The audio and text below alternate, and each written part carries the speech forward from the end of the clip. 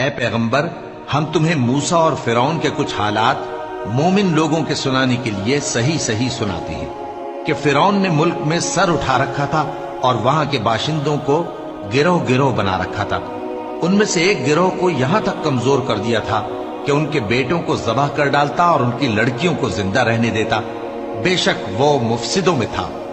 اور ہم چاہتے تھے کہ جو لوگ ملک میں کمزور کر دیے گئے ہیں ان پر احسان کریں اور ان کو پیشوا بنائیں اور انہیں ملک کا وارث بنائیں،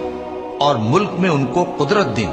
اور فرعون اور حامان اور ان کے لشکر کو وہ چیز دکھا دیں جس سے وہ ڈرتے تھے۔ اور ہم نے موسیٰ کی ماں کی طرف وحی بھیجی کہ اس کو دودھ پلاؤ،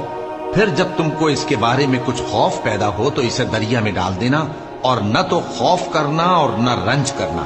ہم اس کو تمہارے پاس واپس پہنچا دیں گے اور بعد میں اسے پیغمبر بنا دیں گے۔ سو فرعون کے لوگوں نے اس کو اٹھا لیا، اس لیے کہ نتیجہ یہ ہونا تھا کہ وہ ان کا دشمن اور ان کے لیے موجب غم ہو۔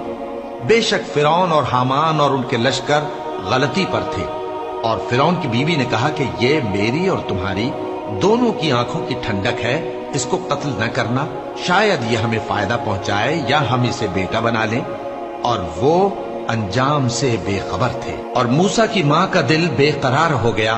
اگر ہم ان کے دل کو مضبوط نہ کر دیتے تو قریب تھا کہ وہ اس غم کو ظاہر کر دیتی۔ ہم چاہتے تھے کہ وہ مومنوں میں رہیں، اور والدہ موسیٰ نے اس کی بہن سے کہا کہ اس کے پیچھے پیچھے چلی جا، تو وہ اسے دور سے دیکھتی رہی، اور ان لوگوں کو کچھ خبر نہ تھی۔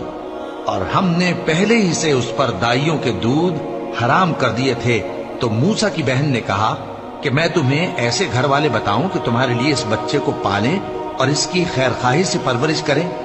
سو ہم نے اس طریق سے ان کو ان کی ماں کے پاس واپس پہنچا دیا تاکہ ان کی آنکھیں ٹھنڈی ہوں اور وہ غم نہ کھائیں، اور معلوم کر لیں کہ اللہ کا وعدہ سچا ہے، لیکن اکثر لوگ نہیں جانتے۔